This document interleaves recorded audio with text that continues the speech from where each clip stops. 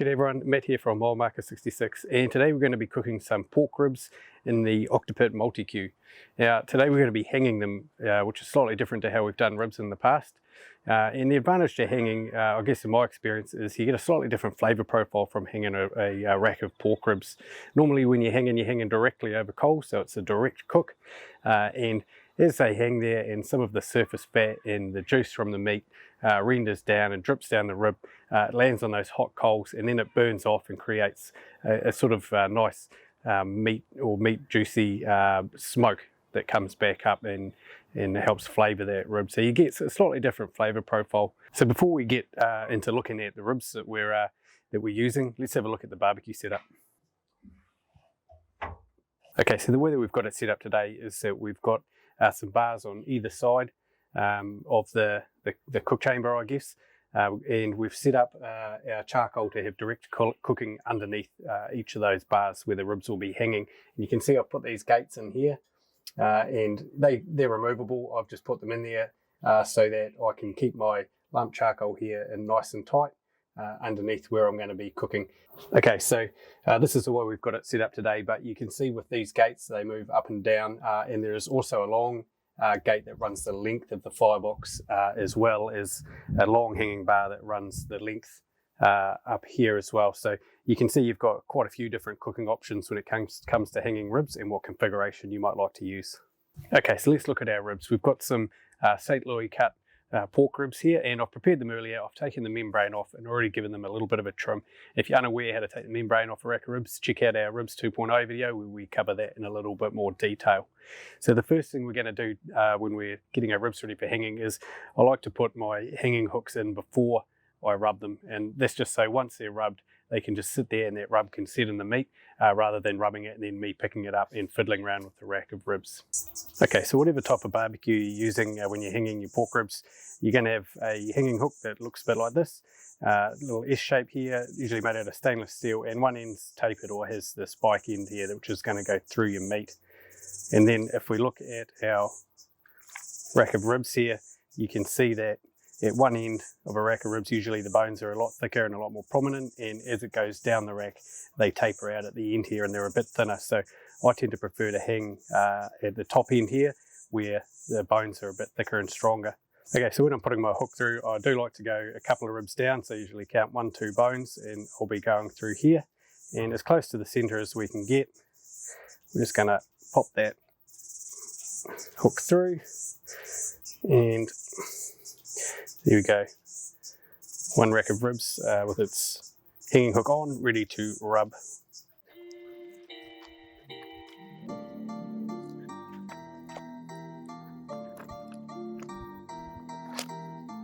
Right, so all that's left to do now is rub the ribs and let them sit for a little bit.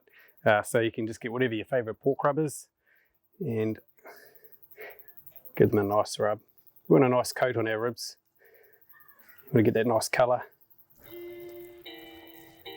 Our ribs are rubbed now, so we're going to let them sit here for a little while, let that rub really set into the meat, and while that's happening we're going to light the barbecue. Okay, I've just put some lit charcoal there on top of my unlit, and we're going to let this barbecue heat up before we put our ribs on. Okay, because of the position of where we've got our charcoal on either side here, we're going to be using both pipes. So you can see that I've opened the front up here about a third, and the top ones I've opened the whole way up, and we're just going to start bringing that temperature up before we get our ribs on. Alright, so you can see that the rub on the ribs is looking really good here. It's nice and set, the barbecue's up to temperature, so we're going to get these ribs on.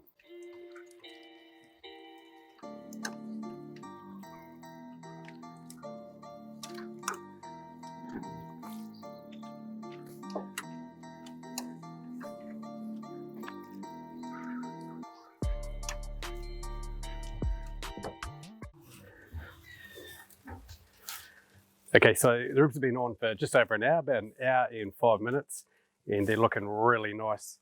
You can see here we've got this beautiful colour. You can see nice meat juices flowing down there. Rubs sit on it quite nicely, and so we're going to take these off now and wrap them up.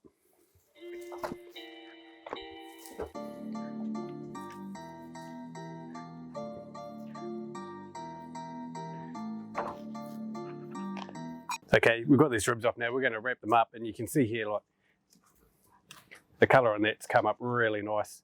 It's looking really good. There's a little bit of char at the bottom there, but that's okay. We can cut that bottom rib off at the end. So I'm going to go ahead and wrap these now. Just classic sort of home wrap. We've got some butter, a bit of brown sugar, and some maple syrup here. And we're just going to wrap these up and get them back on to finish them off.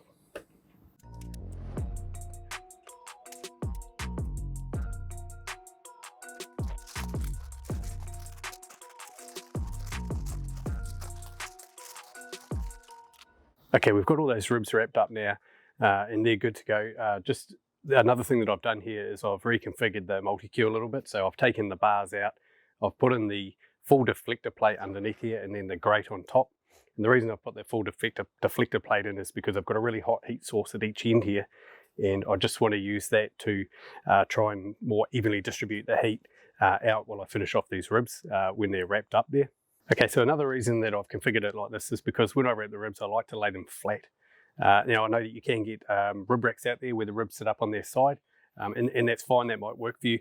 For me personally, I think, yeah, defeating the purpose of wrapping a little bit there. You've got some honey and brown sugar and butter in there, and that's going to melt down. And if we've got them laying flat down, as much of the surface area of that rib as possible is in that liquid. If you've got them standing up, they're going to fall, that liquid is just going to go straight to the end, and it's not going to be as effective as it could be if it were laying flat. Okay, let's get these ribs on. Now, we've got 6 racks here, so we're going to be a bit tight for space. We're going to stack them up.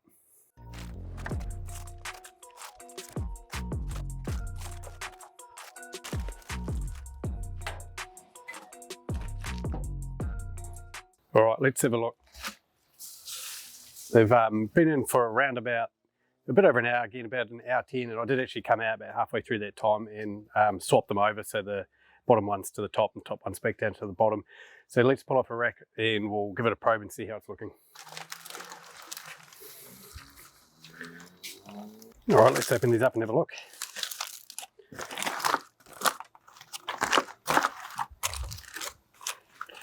Certainly smell very good.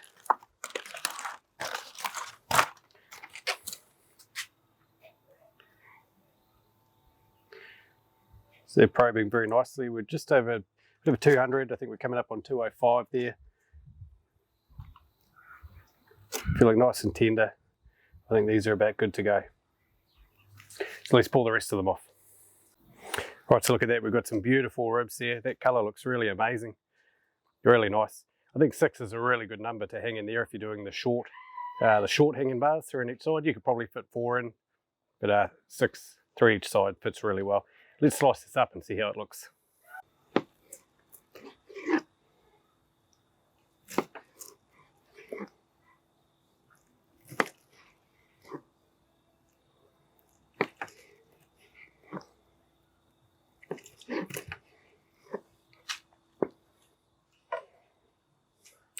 All right, let's have a look. Look at that, beautiful and tender, juicy. Great colour. You can see a bit of steam coming off there, or hopefully you can see that. Let's give one a try. Right, I'm not going to worry about saucing these ribs. I'm just going to have them dry, I guess, just the rub. I want to taste that nice, beautiful smokiness that you get from Hangin ribs.